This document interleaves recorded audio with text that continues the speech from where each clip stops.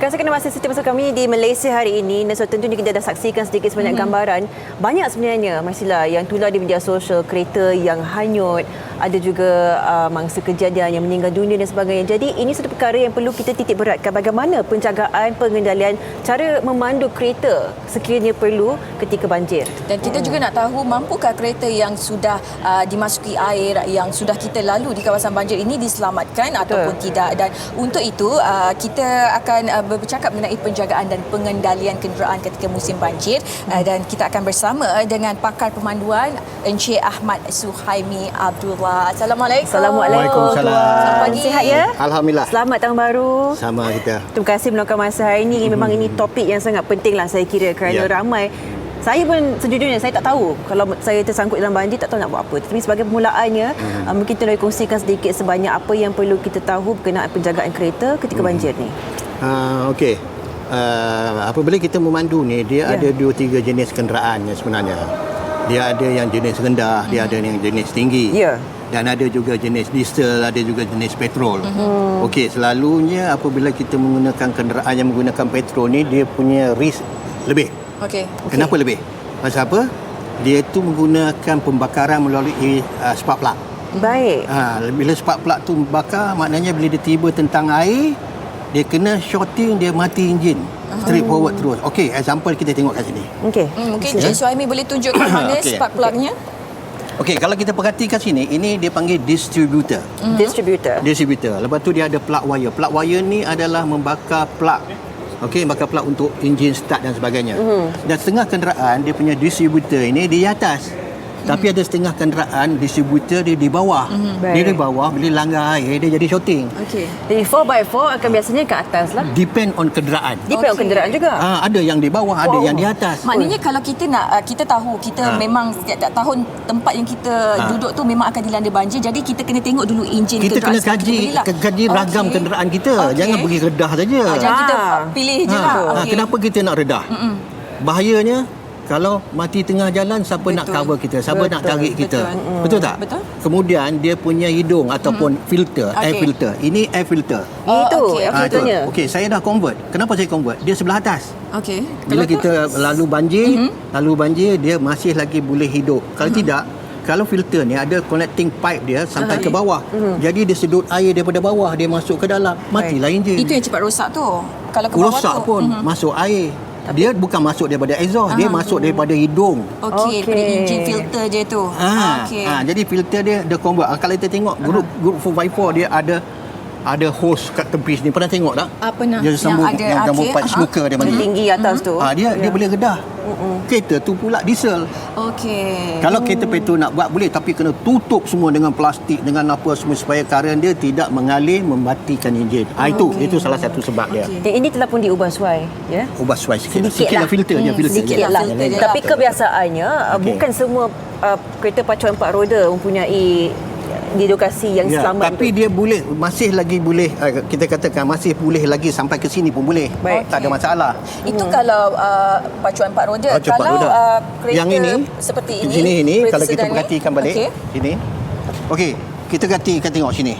Sini dia punya filter pipe sini, dia punya air filter pipe ni dia sampai ke bawah sini. Dia punya pipe ni. Dia punya hose. Dia sampai ke depan sana. Dia kalau dia menyedut daripada sini angin tu. Dia masuk dalam filter pergi ke fuel injection. Ini yang bahayanya. Itu kadang-kadang boleh mati enjin. Sebab kereta ni rendah. Lepas tu kalau kita langgar air, ini tak menggunakan carburetor. Dia menggunakan fuel injection. Fuel injection dia ada computer box. Computer box masuk air pun short. Macam current juga. Jadi kenapa kita ambil risk? Baik, Encik Suhaimi. Jangan kita ambil risk, tak mau. Saya nak tahu, kalaulah kita akan berada pada kawasan yang dilanda banjir. Kita dah tahu mungkin kita ada option lain, kita boleh patah balik dan sebagainya. Tapi kalau kita tak ada option untuk patah balik dan kita juga terpaksa redah banjir tersebut, apa yang perlu kita lakukan? Perlu ke matikan enjin ataupun biarkan saja? Nombor satu, kita kena tengok air tu tahap mana. Ketinggian air tu tahap mana. Kalau air tu setinggi katakan 1 kaki ke bawah macam ni ke, masih boleh dilalui. Diredah lah. Tapi bila kita nampak sampai ke sini, kenapa kita nak redah? Baik. Pasal apa? Dia punya risk banyak sangat dalam kenderaan rendah ni. Kalau kita bandingkan dengan lori, dengan kereta besar, kan dia tinggi. Dia punya ground clearance pun tinggi, nampak? Okey, betul. Ini ground clearance dia sikit. Baik. Okey, Tuan. Ya. Kita tanyakan berkenaan ialah sekiranya paras tidak begitu tinggi masih boleh meredah. Okey. Apakah cara memandu kereta itu untuk kita memastikan kurang kemasukan air dalam enjin? Okey.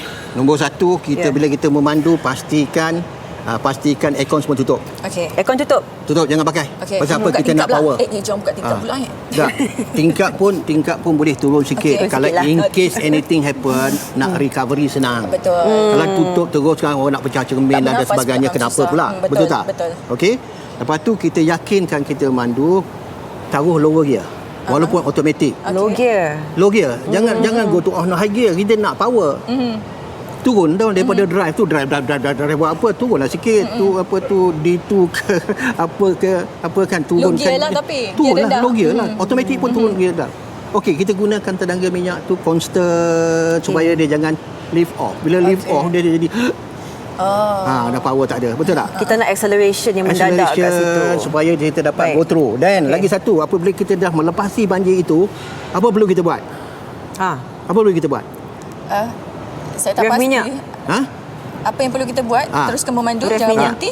Bila nak pump brake, pasal dia kena sejuk. Okey. Oh, okey. Dia sejuk, dia tak ada brake. Okey. Itu yang bahaya. Maknanya kita kena pump brake lah. Pump supaya dia tangkap balik brake tu. Oh, maknanya lepas kita dah lalu kawasan air tu. Tadi kita lalu air semua sejuk. Dah lalu dah. Okey. Tadi kita lalu air tadi semua sejuk, betul tak? Betul. Tapi bila kita dah keluar, benda tu masih sejuk. Brake Okey. tak makan. Okey.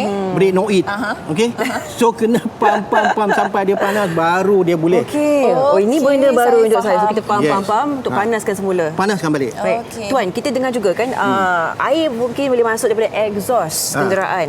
Mungkin Tuan nak tunjuk sikit sebanyak bagaimana ada perubahan suara yang tertentu ke? Okey, kalau kita cerita exhaust daripada depan sampai ke belakang, Okey. dan kita nampak clear sikit sebelah sana. Mari, Okey. mari. Silakan. So kita ke bahagian belakang lah untuk tunjuk sikit exhaust. Sebab kita dengar banyak juga kan sebenarnya Betul, Masila? macam-macam kita dengar tak Masuk boleh dari tekan belakang. brake lah masa baru ikut Ya. belakang lori dan Okey. sebagainya. Ya. Nampak ada exhaust kan? Exhaust ni tinggi kan? Okey. Exhaust tinggi. Okey. Jadi kalau kita tengokkan exhaust ni, dia tinggi, lepas tu daripada exhaust turun ke sana dia ada silencer sampai ke depan. Okey. Okey. Bila kita jalan tekan minyak, power engine tu akan keluar. Betul Okey. tak? Jadi kenapa kita nak tutup exhaust? Bila tutup hidung dia tak boleh jalan. Matilah enjin dia. Supaya jangan dengar orang cakap kata air masuk exhaust. Dia nak naik sampai ke atas pun tak boleh. Okey. Kecuali you letak kat rumah kawasan banjir, ambil ubi gentang, tutup. Okey. Oh. Sudah. Betul tak? Okey. Okey, nampak tak?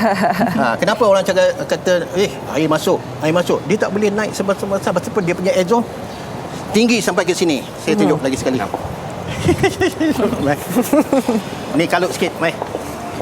Okey, kalau kita tengok exhaust, dia sampai ke atas. Okey. Ni exhaust. Okey. Itu kamera ni. Okey. Nampak tak exhaust ni? Nampak? Sampai ke atas. Macam mana dia boleh naik sampai ke atas? Cuba bagi pemikiran. Ni exhaust ni, dia sampai ke belakang ni. Macam mana air boleh masuk? Macam mana Masila? Lah. Saya memang Saya tak boleh jawab. Ada itu yang saya bagi tahu. Pengetahuan ini pengetahuan. Ya, Betul tak? ya. Jadi exhaust ni sampai ke atas, macam mana air tu boleh masuk? Okey. Air yang boleh masuk melalui air filter. Air yang boleh masuk melalui ada benda-benda yang bawah macam gearbox, ada seal, ada apa boleh masuk. Exhaust air nak masuk tenggelam sampai sini pun belum tentu air tu boleh masuk. Okey. Okey. Kecuali kita letak banjir naik kan. Dah tahu kita tak boleh nak move, ambil ubi gencang ke tutup bagi dia lock kat belakang. Okey. Maknanya itu Itu bila basic. nak start cabut balik. Oh. Kalau nak simpan kereta tu, tapi lebih baik move dekat lah. Okey. Betul tak? Itu kalau option yang memang kita tak boleh nak gerakkan langsung lah kereta tu lah. Okey. Tapi Tuan, akhir sekali kan kita tengok beberapa hari ni ada video tular. Lori lah nak redah, ada yang hanyut, yang sebagainya. Jadi sebenarnya kenderaan yang tinggi ni, apakah kenderaan yang bolehnya selamat lah kalau perlu nak melalui? Dia tahu dah sedan dan sebagainya memang tak boleh. Memang Kalau bahaya. boleh, don't. This one jangan. Saya bagi pasal apa? Kita biasa jangan. Gerakan air banjir ni lebih kuat. Ya. Kita tengok dalam video-video mana motor kononnya nak redah betul. Bahaya. Betul. Ya, saya pernah tengok satu video budak-budak yang di sebelah utara selatan sana kan. Dia buat modified, dia convert exhaust sampai ke atas, air filter sampai ke atas, carburetor sampai ke atas. Itu boleh pasal dia modification. Yang lain tu tak ada modification. Betul tak? Betul. Kereta-kereta biasa 4 wheel ni kalau diesel insya-Allah. Tapi jaga dia punya filter. Itu paling mustahak. Kalau kereta yang kecil tu janganlah ambil dia. Kalau boleh istilah dia kalau macam kami ni four wheeler ni kita jalan kaki dulu. Boleh ke tak boleh? Kalau tak boleh, kita tak boleh. Maknanya kita turun daripada Pantau kereta, dulu. jalan kaki, tengok paras Pantau air dulu, Ya. jalan kaki dulu. Selamat ke tidak? Kalau tak selamat, jangan buat. Kita Ingat, buka Sofia, heels jangan. kita jalan je Jalan lepas Tengok tu. macam okey air tinggi ke tak tinggi. Kalau tak tinggi kita boleh redah. Betul. Okey. Betul. Itu yang paling selamat. Terbaik, ucapkan terima kasih kepada Encik Ahmad Suhaimi Abdullah, seorang pakar pemanduan, memberikan kita sedikit sebanyak gambaran kereta apa yang boleh redah, kereta apa yang tak boleh redah. Betul. Dan Apa yang kita boleh buat, apa yang kita tak boleh buat ketika kita melalui kawasan yang dinaiki air. Itu penting kan. Bila lepas banjir tu kita buat apa? Break. Betul. Betul. Itu Dia penting panas. sekali. Ya. Sebab dia panas. Okey, baik. Terima Orang kasih. lupa tahu. Orang lupa tentang break tu tahu. Cuma lupa. continue saja. Okey. okey. Baik, terima kasih ucapkan. Kita akan berehat seketika Masila. Dan sekali nanti teruskan anda menonton kami di Malaysia Hari Ini.